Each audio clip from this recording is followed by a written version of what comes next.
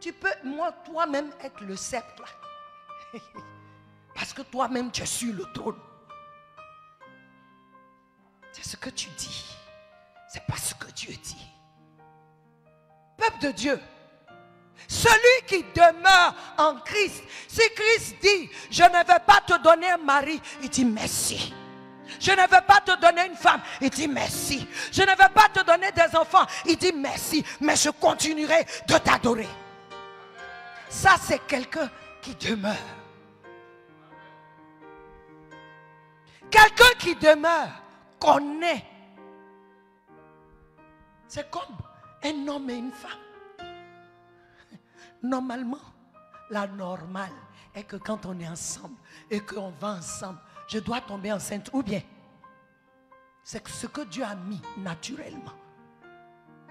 Donc, quand il n'y a pas d'enfant, nous tous on dit, ah, il y a problème. Ou bien, c'est ça, non?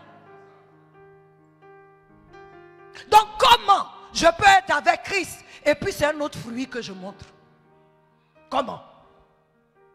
Ce passage nous dit, ta connexion, il faut checker ta connexion. En qui es-tu connecté? Ou avec qui? Parce que la normale est que si je suis connecté à Christ, ce qui est normal, c'est que la vie de Christ se manifeste en moi. C'est que c'est Christ qu'on voit. On doit savoir que je suis en lui et qu'il est en moi. On doit savoir ça.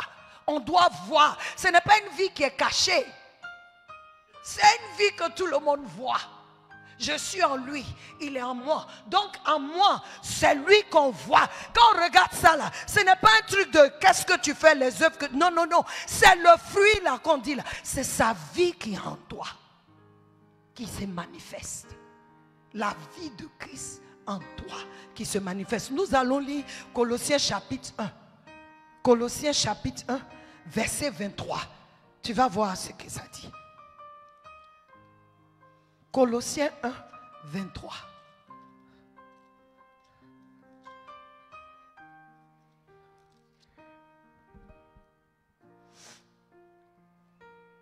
Il dit, si du moins vous demeurez fondés et inébranlables dans la foi, sans vous détourner de l'expérience de l'évangile que vous avez entendu. En anglais, il dit, si du moins vous demeurez enracinés et fondés. Parce que ça veut dire que c'est fondé. Il dit, vous demeurez enracinés et fondés dans la foi.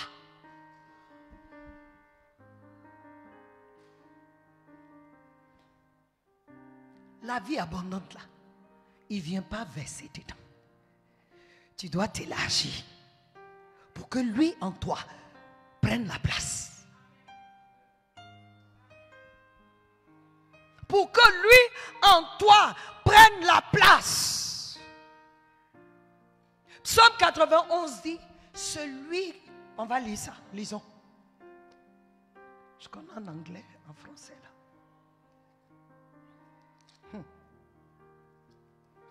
On aime prendre ça pour prier. Hein? Le psaume de la protection.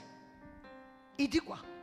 Celui qui demeure sous l'abri du Très-Haut repose à l'ombre du Tout-Puissant. C'est lui qui fait, c'est-à-dire il demeure sous l'abri du Très-Haut. C'est-à-dire l'abri du Très-Haut là, c'est ta maison.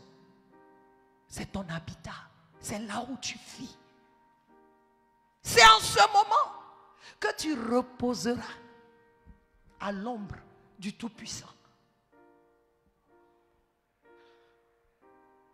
Ce n'est pas que je fais ce que je veux, mais je suis chrétienne. Non, peuple de Dieu. Cette vie dont le Seigneur parle, ça commence à l'intérieur. Ici, je vis en lui. Il vit en moi. Je suis sa maison. Il est ma maison. Nous sommes un. Nous sommes ensemble. Et cette vie abondante, comme lui.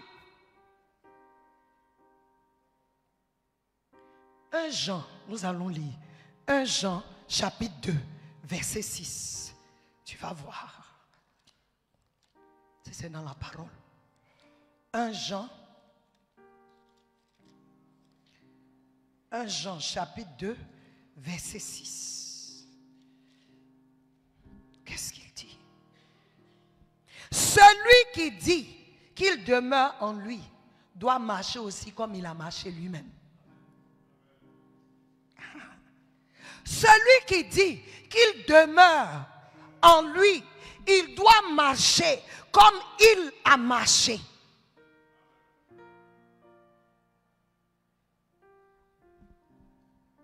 C'est pourquoi en Antioche, ils ont été appelés chrétiens. Pourquoi? Parce qu'ils ont commencé à marcher comme lui. Pourquoi? Parce qu'il demeurait en lui. Tu dis que tu demeures en lui. Donc ta marche doit nous montrer que tu vis vraiment en lui. Parce que si tu vis en lui, tu marches comme lui. Tu parles comme lui. Tu agis comme lui. Si tu demeures en lui, la Bible dit que Jésus partait partout, faisant du bien, guérissant les malades, il chassait les démons, il faisait du bien partout où il allait. Toi, tu fais du bien partout où tu vas. Est-ce que je fais du bien partout où je vais? Est-ce que les vies sont changées partout où je me trouve? Est-ce que si on va demander dans ton quartier, même dans ta maison, on va laisser le quartier dans ta maison. Est-ce que Jésus est ici? On dit, Ici, là, c'est compliqué. C'est pas parce que tu viens à l'église.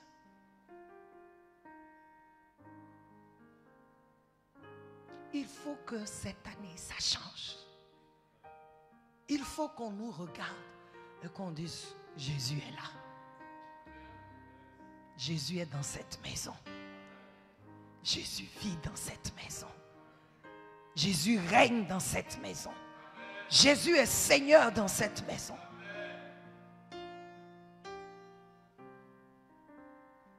Jésus est vraiment le chemin, la vérité et la vie. Ça veut dire que quand je vais quelque part, qu'il y a les ténèbres, je dois devenir le chemin. Tu sais, c'est pas comment ils appellent ça? C'est pas un développement personnel comme pour les autres. Vous dites que je suis Dieu. Non, je ne suis pas Dieu sans Jésus. Je ne peux rien faire sans lui. C'est ce qu'il fait en moi. C'est ce qu'il produit en moi. C'est là que je porte les fruits. Ce n'est pas moi. Certains parmi nous, nous avons nous-mêmes produit les fruits dans lesquels nous marchons. Je veux qu'on regarde quelque chose. J'ai posé la question aux gens du matin. On repart. Jean 15. Vous qui êtes partis à l'école, et puis vous avez eu vraiment de grands diplômes, vous allez me dire. Il dit,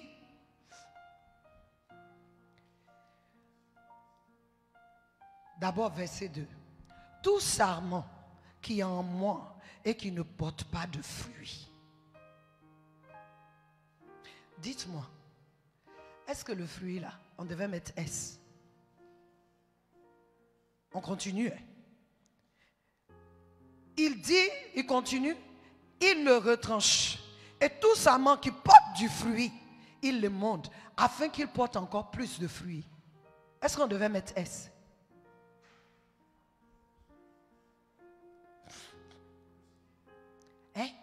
Plus de fruits. Donc, le fruit là, ça devait être au pluriel.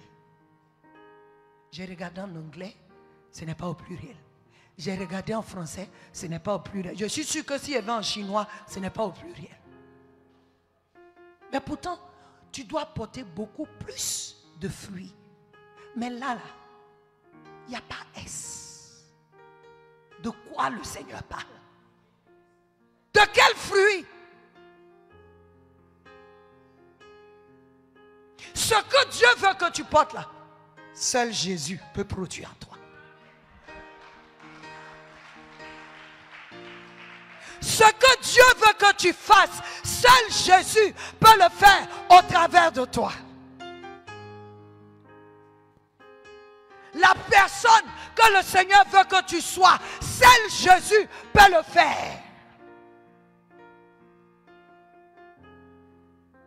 Il est celui-là. Il dit à la femme dans Jean chapitre 4, l'eau que je te donne là, si je te donne, tu n'auras plus soif. Il dit parce que de ton sein couleront des rivières d'eau vive. Je lui ai posé la question, mais on aime chanter le chant. Est-ce que mon sein, moi, mon sein, toi, ton sein, peut produire des rivières d'eau vive?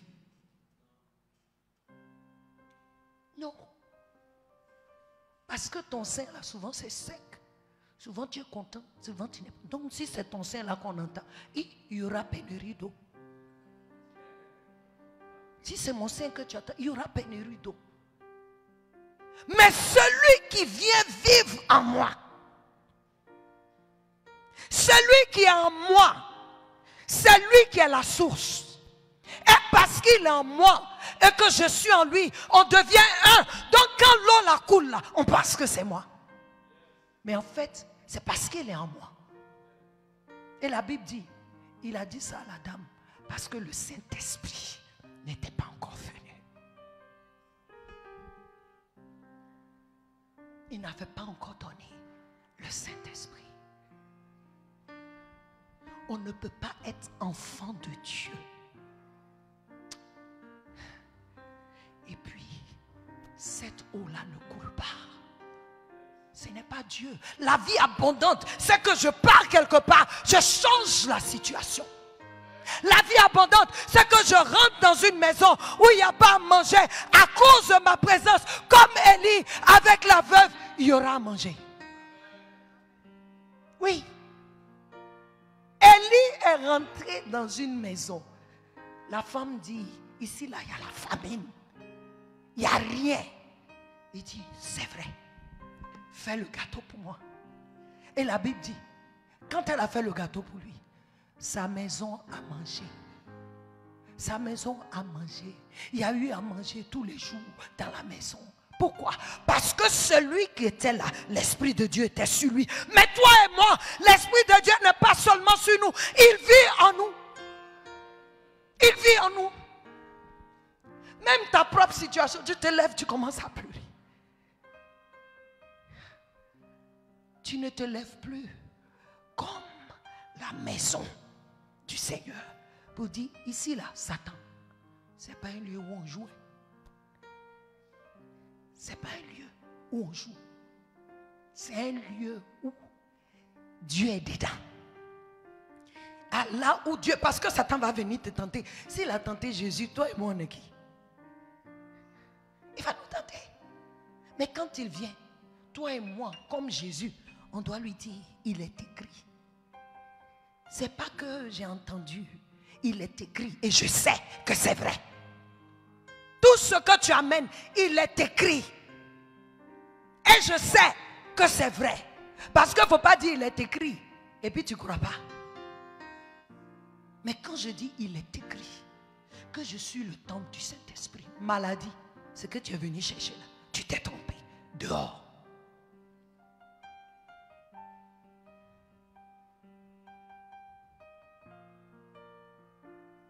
Nous avons besoin de checker. Quand je dis checker, de vérifier notre connexion. En quel sceptre tu vis? Quand tu regardes le sceptre, tu regardes la branche sur le sceptre. C'est la vie qui est dans le sceptre qui produit les fruits. C'est cette vie-là même qui donne vie à la branche. Non seulement elle donne vie à la branche, mais la branche peut porter le fruit que produit le sceptre. Toi et moi, on n'est pas créés pour produire, on est créés pour porter. Je vais terminer avec un verset que le Seigneur m'a donné pour l'émission que je fais. Je vais partager ça avec vous. Verset Jérémie chapitre 1, verset 5. Il dit,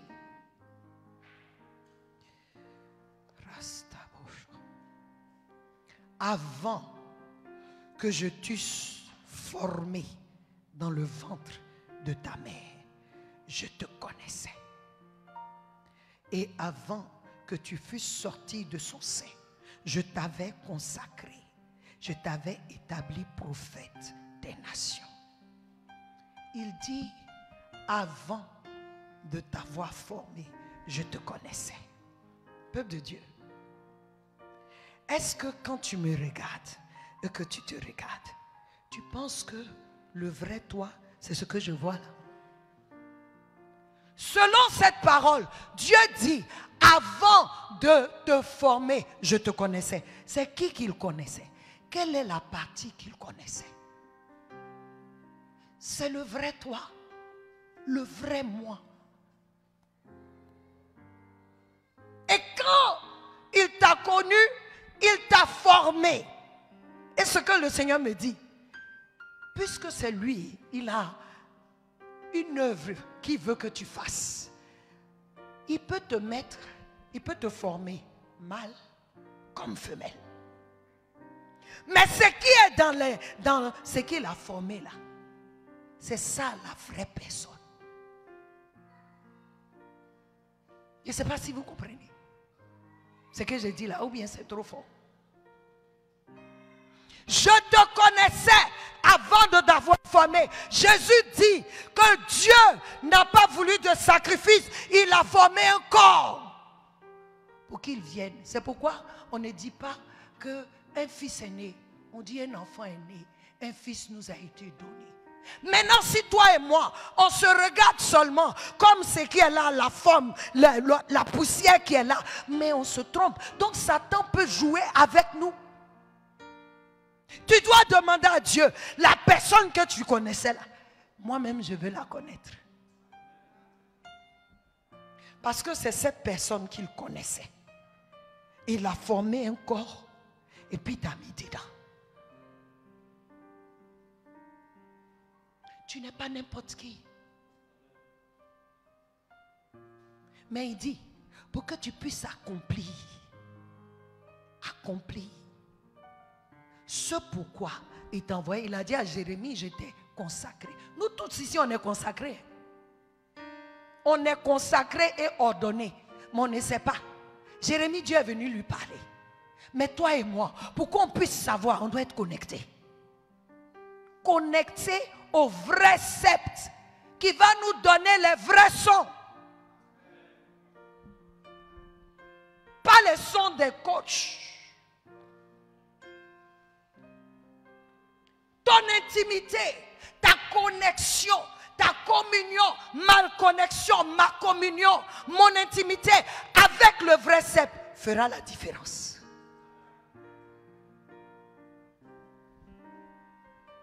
Ce matin, tu veux expérimenter la réalité de la vie abondante. Connecte-toi à la vraie source. Parce que la vie abondante, en premier, ce n'est pas les glig-gligou. Non, non, non. Ce n'est pas ça. Pour certains parmi nous, c'est ce que Dieu peut utiliser. Il a décidé d'utiliser. Pour certains parmi nous, ce n'est pas ça. Quand j'étais en train de prier, j'avais un autre thème. Et le Seigneur a changé le titre. Et je priais. J'ai dit ça au premier culte. Seigneur, parle. Fais ceci. Que ta parole vienne. Et puis il dit, c'est pas parce que tu veux qu'on dise que tu connais la parole. Et il dit, Si déjà tu me poses cette question, pardonne-moi. Mais si c'est derrière ma tête, ma motivation enlève. Parce que ma vie, même pas ma vie, je suis supposé être un vase, un instrument où toi, tu es rendu visible. Je comprends quand Paul dit dans Galates 2:20, je suis crucifié avec Christ. Mais je vis. Puis il ne s'arrête pas. Il dit, la vie que je vis, ce n'est pas la mienne. Je vis parce que Christ vit en moi. Sinon je suis morte. Je vis parce que Christ est vivant en moi. Christ est en moi. Parce qu'il est en moi, je vis. Sinon, la personne que tu vois là, elle est morte. C'est Christ qui fait de moi vivante. Et il dit, il ne s'arrête pas. Cette vie-là, je la vis par la foi du Fils de Dieu. Celui qui s'est donné pour moi. Donc, ça veut dire que même toi et moi, la foi qu'on doit avoir là, ce n'est pas ma foi. C'est la foi de Christ. Parce que je vis la vie là selon la foi de Christ. Donc ça veut dire que quand je vais quelque part, ce n'est pas où est-ce que... Non, ce qui va s'émaner à moi, c'est je peux. Parce que Christ, partout où il allait, il a fait du bien. Il a changé l'atmosphère.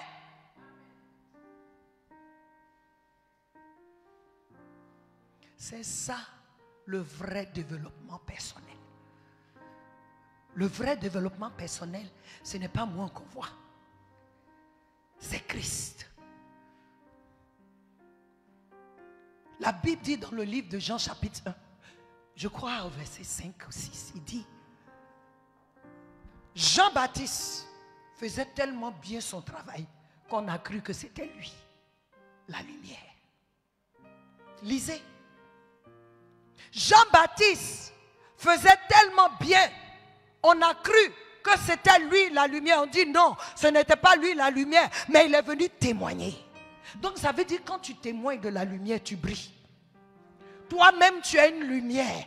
Quand on te voit, c'est ce que Satan a cru. Parce que devant le trône, il était l'ange qui dirigeait l'adoration. L'ange qui faisait des choses. Donc, la lumière de Dieu qui allait sur lui, il a cru que c'était lui.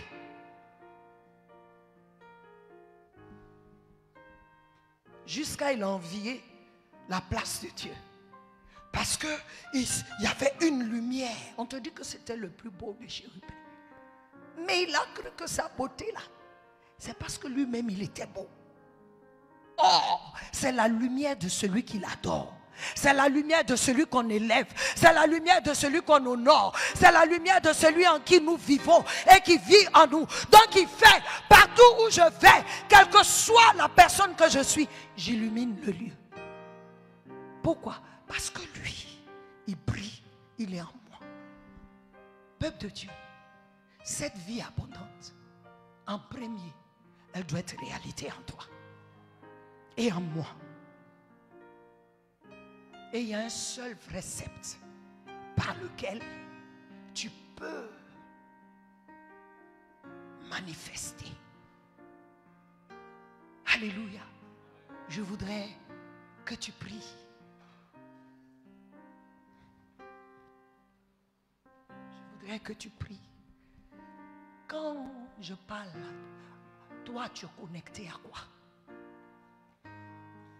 La première des choses, c'est de te désabonner des conneries. Parce que ce que tu écoutes là, ça agit. C'est la parole. Ça agit en toi. Je disais à ma fille, fais attention avec qui tu marches. Parce qu'elle est grande maintenant. Fais attention aux conseils. Tu peux même avoir des septes, des faux septes dans l'église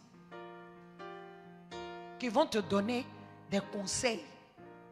Mais parce que quand tu les vois, ah, ça c'est un papa, c'est un leader, ça c'est une maman. Et puis elle te dit, Tu es venu lui confier quelque chose. Il dit, ça fait quoi? Il faut partir. Pendant que le vrai cep te dit, vis ma vie. Prie. Quels sont les sept auxquels tu es connecté et qui te donnent des idées bizarres? Il y a des fruits, mais tu n'es pas à l'aise. Les gens d'Hollywood ont tout, mais ils ne vivent pas bien. Ils se droguent. Parce que la vie qu'ils vivent là, non, ils ont tout, mais ils ne sont pas heureux. Ils n'ont pas la paix. Ils n'ont pas la joie.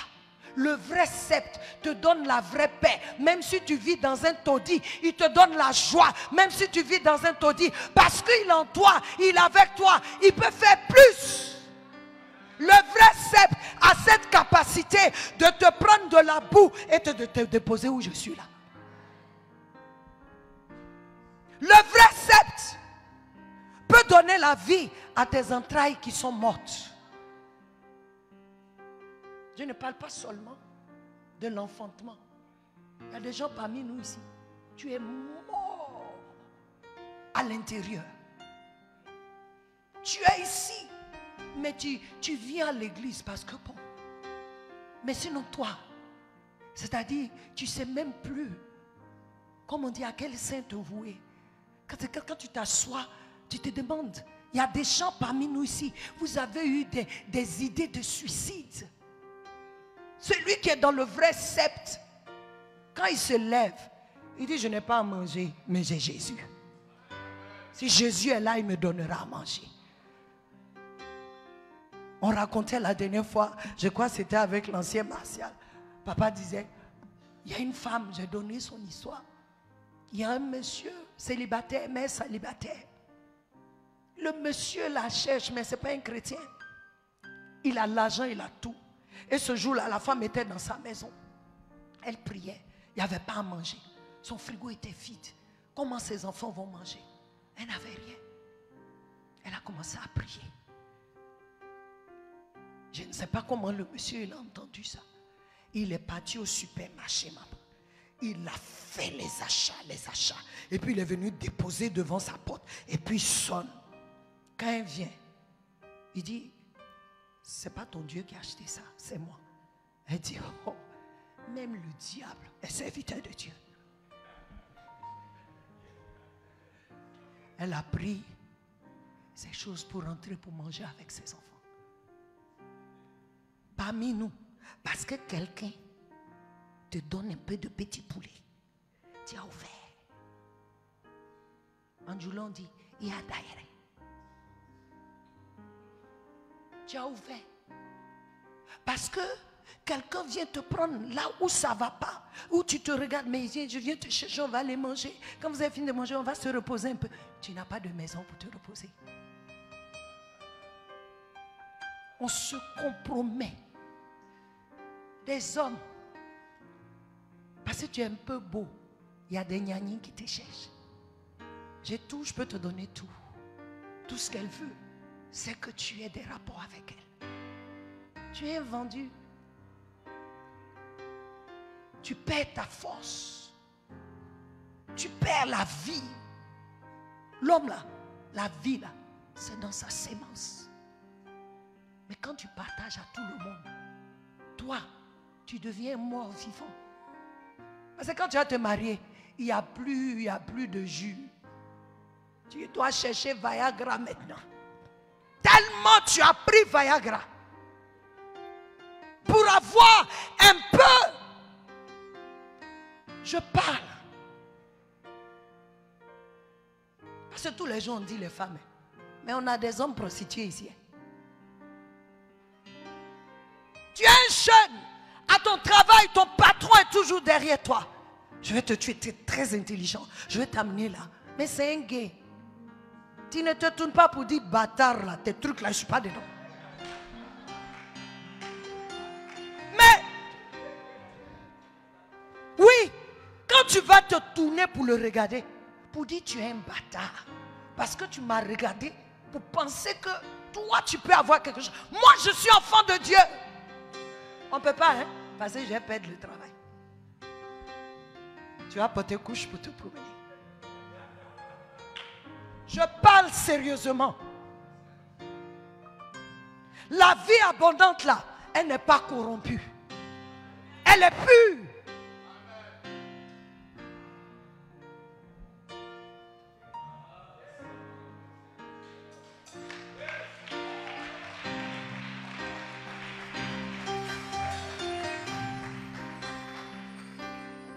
Où es-tu actuellement? Où sommes-nous, Église? Parce qu'il y a des pasteurs, comme ça ne va pas, ils s'associent aux grandes églises. D'après eux, c'est un sceptre. Ce n'est pas Jésus. Parce que le sceptre qui te donne l'abondance, c'est Jésus. Le sceptre qui te donne la vie, c'est Jésus. Ce n'est pas un autre pasteur.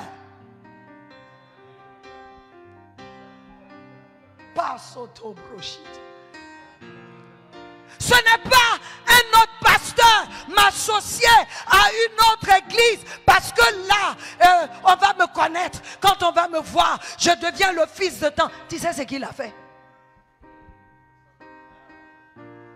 Tu sais dans quoi il est parti mettre sa main? Je ne dis pas que toutes les églises sont de faute. Je n'ai pas dit ça. Mais je veux dire à quelqu'un, le vrai sceptre, c'est Jésus.